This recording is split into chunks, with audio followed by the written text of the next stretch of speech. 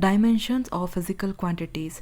The nature of a physical quantities is described by its dimensions.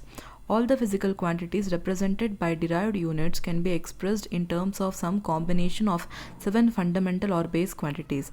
We shall call these base quantities as the seven dimensions of the physical world, which are denoted with square brackets. Thus, length has the dimension L, mass m, time t, electric current A, thermodynamic temperature K, luminous intensity CD, and the amount of substance mole.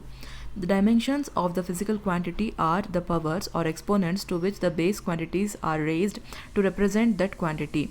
Note that using the square brackets round a quantity means that we are dealing with the dimensions of the quantity. In mechanics, all physical quantities can be written in terms of dimensions L, m, and t. For example, the volume occupied by an object is expressed as a product of length, breadth, and height, or three lengths. Hence, the dimensions of volume are L into L into L, which is equal to L cube.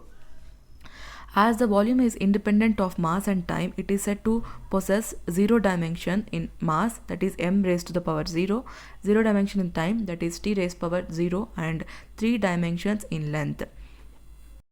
Similarly, force as a product of mass and acceleration can be expressed as force equal mass into acceleration, which equals mass into length by time square. The dimensions of force are ml divided by t square, which equals ml t power minus 2. Thus, the force has one dimension in mass, one dimension in length, and minus 2 dimensions in time. The dimensions in all other base quantities are 0. Note that in this type of representation, the magnitudes are not considered. It is the quality of the type of the physical quantity that enters. Thus, a change in velocity, initial velocity, average velocity, final velocity, and speed are all equivalent in this context. Since all these quantities can be expressed as length by time, the dimensions are length by time, that is L by t or Lt power minus 1.